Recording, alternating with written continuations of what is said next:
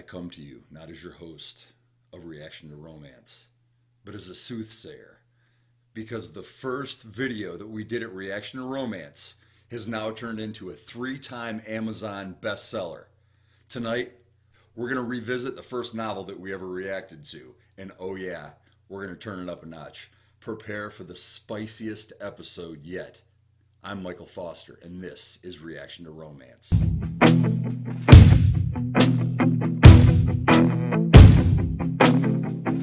I don't want to say that I called it, but I guess I called it. The first novel that I reviewed here at Reaction to Romance was Private Lies by Cynthia St. Aubin. And as I predicted before, she's Cynthia St. Awesome. Her book, Private Lies, has now gone on to be a #1 bestseller on Amazon. How about them apples? Also, a USA Today best-selling author. USA. That's right. So because of this, and because of this wonderful feat of Private Lies, we're going to go back and revisit it. Well, let's cut to the chase here. I'm like the Mr. Miyagi of Reaction to Romance videos. Valentine leaned back in his chair, his form graceful, even in its laziness.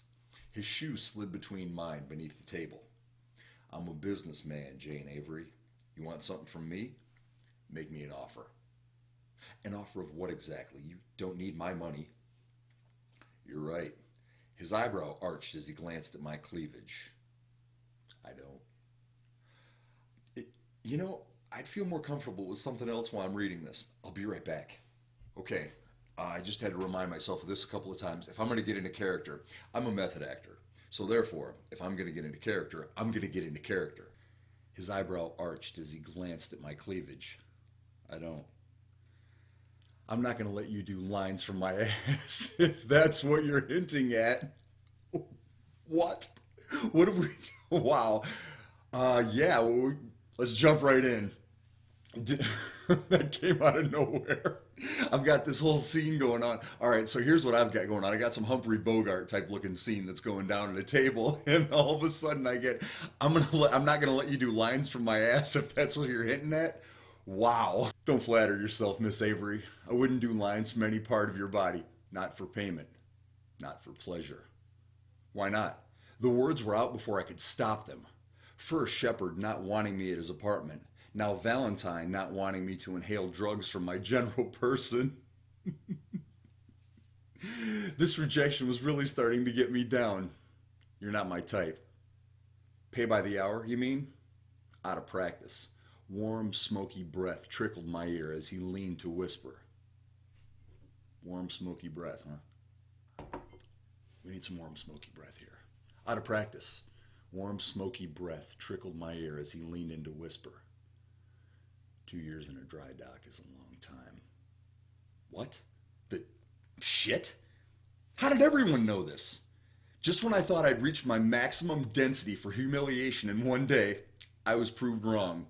Again. Valentine's hand had found my knee under the table. Carefully skirting around the abrasions, 2 fingers walked Yellow Pages logo style up my thigh. This Yellow Pages. Shall we check if your cherry has grown back? This was the part. In a movie, I would have stood up and thrown a drink in his face. But since I didn't have one, I did the next best thing. I picked up a piece of bread and lobbed it at him. So this is what it looked like to shock Archer Everett Valentine. Did you just throw bread at me? What's the matter? Is your vision as impaired as your morals? In fact, not. He gave me a sharp grin. In order for morals to be impaired, you first must have them. So what, if not sex, does a man without morals want in exchange for information? He ran a finger over the gleaming blade of his butter knife and adjusted it so it was perfectly parallel with its neighbor. Your panties. Shock leapfrogged from his face to mine. Excuse me? Give me your panties, he repeated. Then I'll answer your question. You don't want to sleep with me, but you want my panties. What kind of perv are you exactly? If you really want the answer to that, we'll have to discuss additional terms. What, like my socks? You're not wearing any. He brought the crystal-cut glass to his lips and took a long swallow.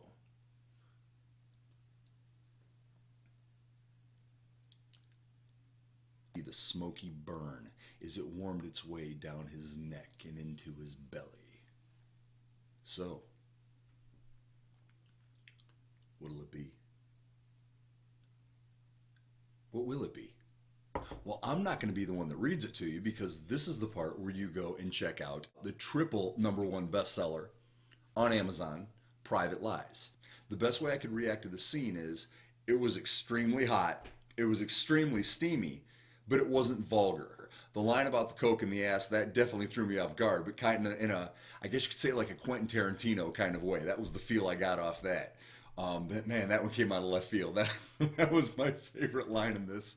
And I love the banter back and forth. But it's just like he's mentally destroying her with his calm collectiveness as he's sitting there sipping on his, well, I would say scotch, and just literally just being so persistent. I want your panties, and I'm going to get them. And she knows she's going to give them to him. So that's what I think. But I'd like to know what you think. So the official excerpt that gets the iron gaze is: Valentine's hand found my knee under the table. Carefully skirting around the abrasions, 2 fingers walked Yellow Pages style up my thigh. Shall we check if your cherry has grown back?